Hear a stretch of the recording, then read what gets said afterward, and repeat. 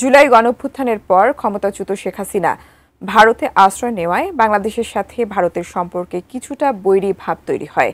তার ধারাবাহিকতায় বাংলাদেশের অভ্যন্তরীণ কিছু ঘটনায় প্রতিক্রিয়া দেখায় ভারত। এবার এনসিপির সমাবেশ ঘিরে গোপালগঞ্জের ইস্যুও আলোচনায় উঠে আসে ভারতের নিয়মিত প্রেস ব্রিফিংয়ে। বিস্তারিত জানাচ্ছেন Imtiaz Alam. On Bangladesh, you know our position.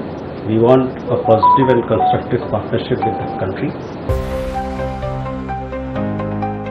গোপালগঞ্জে জাতীয় নাগরিক পার্টির জুলাই পদযাত্রা ঘিরে বুধবার দফায় দফায় হামলা, ভাঙচুর, অগ্নিসংযোগ ও ককটেল বিস্ফোরণের ঘটনায় অন্তত 4 জনের প্রাণহানি ঘটেছে।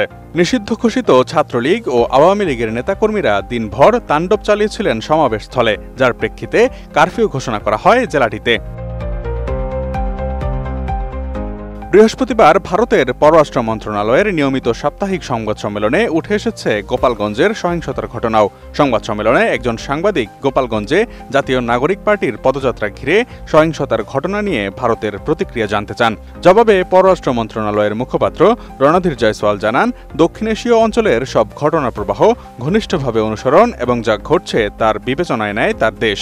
প্রয়োজন মাফিক সরকারের পক্ষ থেকে যথাযথ পদক্ষেপ নেওয়া হয়। On Bangladesh, you know our position. We want a positive and constructive partnership with the country. We've had engagements at the leaders level. We've also had a foreign secretary visiting.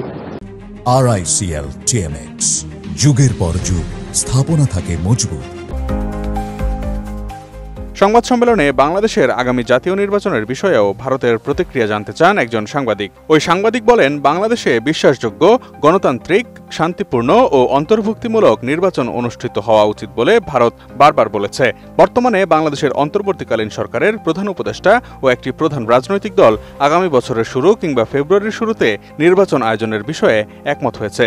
আপনি কি এটিকে বাংলাদেশের গণতন্ত্রের জন্য ইতিবাচক বলে মনে করেন কিনা? জবাবে রণধীর জয়সওয়াল জানান, বাংলাদেশের নির্বাচন নিয়ে তার সরকারের দৃষ্টিভঙ্গি পরিষ্কার। একটি গণতান্ত্রিক রাষ্ট্র হিসেবে তারা এমন নির্বাচনকেই স্বাগত জানান যা গণতান্ত্রিক, অন্তর্ভুক্তিমূলক এবং সকল পক্ষকে এতে অন্তর্ভুক্ত করে। Bangladesh, we've had meetings between our external affairs minister and his counterpart, and there are several areas of cooperation between the two countries that are ongoing, including development partnership. So that is the context in which you must look at how we want to approach India-Bangladesh ties. Bangladeshi নাগরিকদের visa দেওয়ার বিষয়ে এক প্রশ্নের জবাবে রণধীর জয়সওয়াল জানান, ভারতের সরকার বাংলাদেশি নাগরিকদের জন্য ভ্রমণ এবং শিক্ষাসহ বিভিন্ন উদ্দেশ্যে উল্লেখযোগ্য সংখ্যক ভিসা প্রদান অব্যাহত রেখেছে। গত বছরের জুলাই-আগস্ট থেকে বাংলাদেশে ভারতের স্বাভাবিক ভিসা কার্যক্রম কার্যত বন্ধ হয়ে গিয়েছিল। ভারতের ভিসা পাওয়া যাচ্ছিল না বলে অনেক বাংলাদেশি নাগরিককে চরম দুর্ভোগে পড়তে হয়। এ বিষয়ে রণধীর জয়সওয়াল বলেন, আমরা বাংলাদেশিদের ভিসা দিচ্ছি। নানা কারণেই ভিসা দেয়া হচ্ছে উল্লেখযোগ্য সংখ্যক পরিমাণে। তিনি বলেন, বাংলাদেশের ক্ষেত্রে আমরা বিভিন্ন কারণে ভিসা দিয়ে আসছি, যেমন ভ্রমণ, চিকিৎসার প্রয়োজন, এমনকি শিক্ষার্থীদের ক্ষেত্রেও।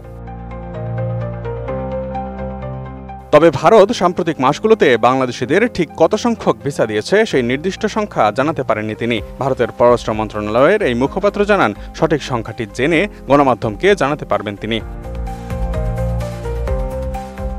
Imtiaz Alam, desk report, ATN news.